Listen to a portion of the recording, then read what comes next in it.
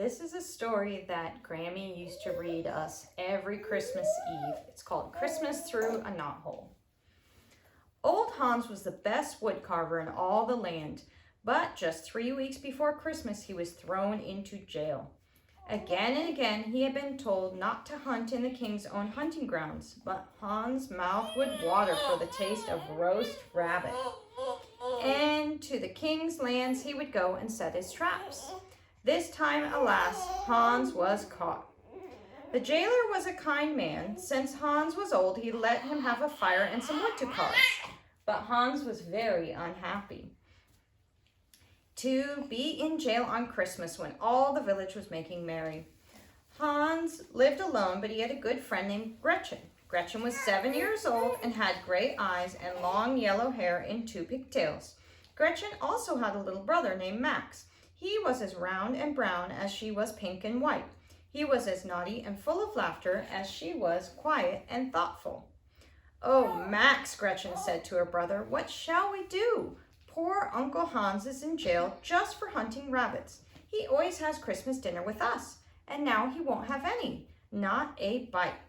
"And worse than that," said Max, "we won't get any toys." For every year, of course, old Hans carved the most wonderful toys for them. Max looked cross. Gretchen looked sad. They walked past the jail. Like all the other houses in the village, it was made of wood. The walls were very thick, and the only window was far above their heads. Suddenly Max said, "Look, there's a hole." It was a large knothole in the wood. Max stood on tiptoes and put his eye to the hole. "Oh, I can see him. I can see old Hans. He's carving just like he always does." "Oh, Max, let me see," cried Gretchen. She bent down, and sure enough, she could see old Hans, or part of him. Max took his pocket knife, every boy in the village carried one, and scraped at the hole to make it bigger.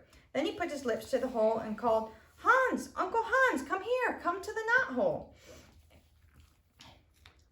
Uncle Hans was surprised. He got up and followed the sound of the excited small voice.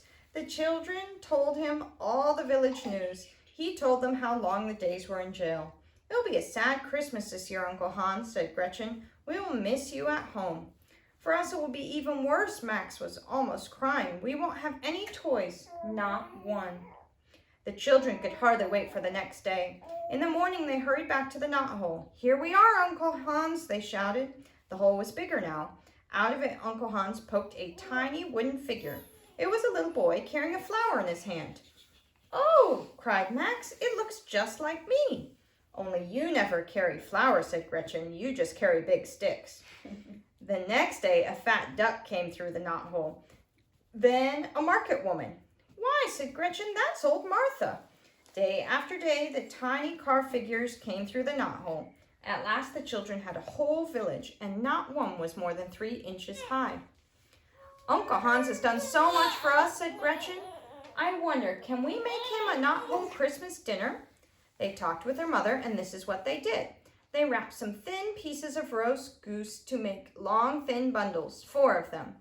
They made some long, fine sausages that Hans liked ever so much. And Gretchen baked some rolls.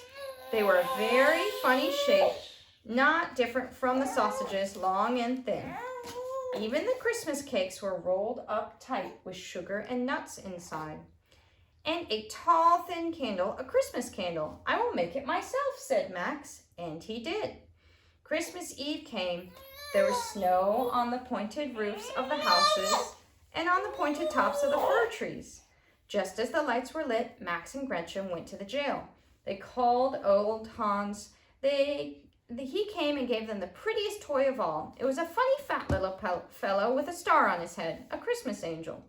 Then Max pushed and Gretchen pushed, and soon Hans's Christmas dinner was inside the jail. Last of all, Max pushed through the Christmas candle. "Made it myself," he said, proudly, jumping up and down.